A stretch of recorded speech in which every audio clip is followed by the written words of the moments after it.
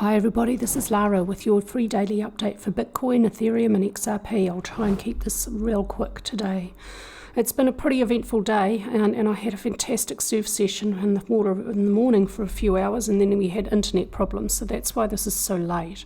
After that strong downward movement, I said I expected one of two things was going to happen for Bitcoin. Either we were going to see some consolidation and more downward movement, or a low might form there. And this is a nice bullish long lower wick, and it did end with a push from volume, which is commonly associated with the end of bearish movements for these markets. But the last 4 sessions have just moved price sideways with really weak volume, weak range, stronger volume on a downward session as well. Really weak range and volume for these pathetic little upward sessions. This looks like a consolidation within an ongoing downward trend. So I'm not going to sit on the fence anymore for Bitcoin. I am expecting more downward movement sooner rather than later. I'll look for support 24,800. If price slices through that, attention then turns to 21,500. If it slices through that, attention turns to 18,500. I wouldn't expect it to go too much below 18,500. And there is really strong support there that's pretty close to that high in December 2017, so that's going to offer really, really strong support. And that would be a normal depth for a bear market or pullback for Bitcoin. What do I need to see to have confidence that a low has formed? Well, I don't have any confidence at all in this low. I don't think that's going to be the one. To the upside, I want to see 30,206.08 taken out, because that would break the series of lower lows and lower highs, the basic definition of a downward trend, and I want to see this channel breached. The channel breach would come first and would possibly be enough to call a low now. Volume strongly pushing price lower, very, very weak on those pathetic upward sessions, absolutely no strength in any upward movement. That's mostly why I'm going to expect more downward movement. The volume profile is very bearish. ADX tells us there is a downward trend. RSI is still fairly oversold, but there's no bullish divergence. We can see a consolidation. RSI could return to neutral. It might not be able to do that though. We could see more downward movement, and then we could start to see some bullish divergence develop.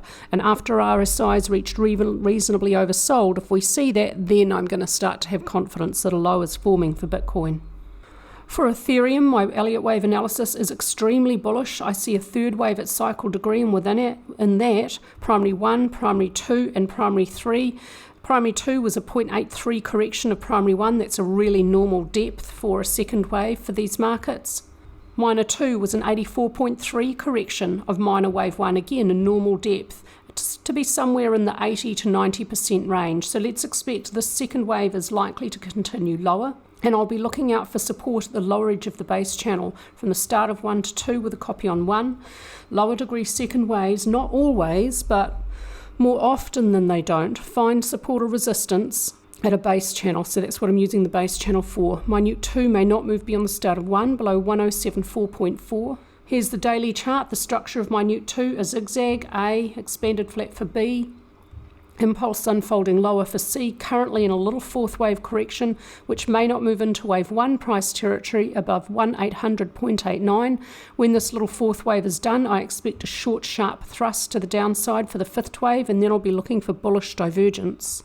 On the daily chart, I'm looking for support now about 1,360, a very bullish long lower wick, so it's unsurprising we're getting some sideways movement. It may be finding resistance at the lower edge of this channel, so this could be quite useful. Draw it from this high to this high, and then pull a parallel copy down to sit on this low, is now providing resistance. Doesn't have to continue, but while it does, it could actually be quite useful. Now again, Ethereum's got a similar volume profile to Bitcoin. Strong downward movement with push from volume, very weak, small range green sessions with very weak volume. This does not look like the start of a bull run. This looks like a consolidation within an ongoing deeper pullback. And pullbacks for these cryptos are normally really deep, so this is absolutely normal to be expected behavior. So I'm going to focus on trying to find the end of it for you. ADX tells us there's a downward trend. It's not extreme, so there's still room for it to go. RSI is still fairly oversold. There's no bullish divergence yet though.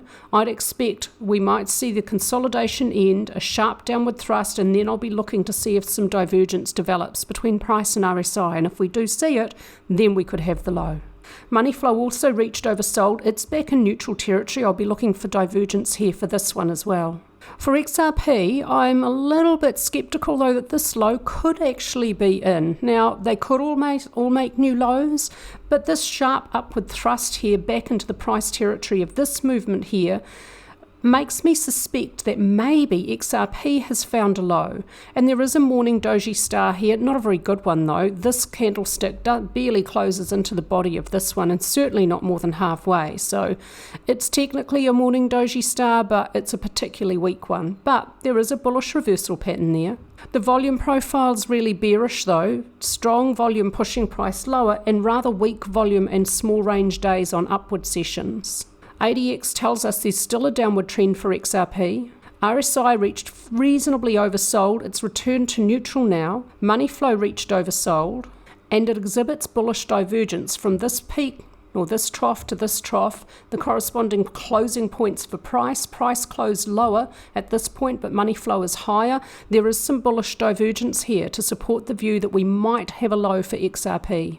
They don't have to find their lows at exactly the same date. They're not always going to do that. So it is entirely possible XRP could have found a low. But what do I want to see to have confidence in that?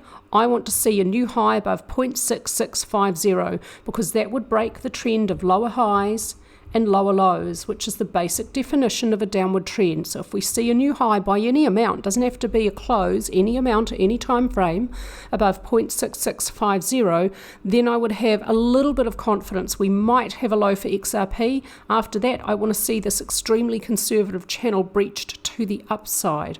If I can see a full daily candlestick of upward movement above and not touching this trend line, then I would have quite reasonable confidence XRP may have found a low. So this is the one I'm not sure about, but I think it might have found its low. The other two, I'm a little bit more confident that they haven't found their low and they're going to continue on down. If XRP does continue lower, next support is about 40 cents. That's it from me with your extra update today. Thank you so much for your patience. I'm sorry this came out so late. If I didn't have those internet problems, it would have been a lot earlier, but it wasn't in the morning because I was too busy in the ocean catching real waves in the ocean. That was fun.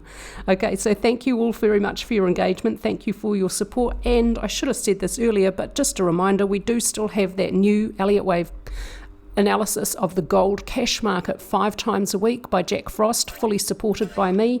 If you want to get that, head on over to our website. There's a link below.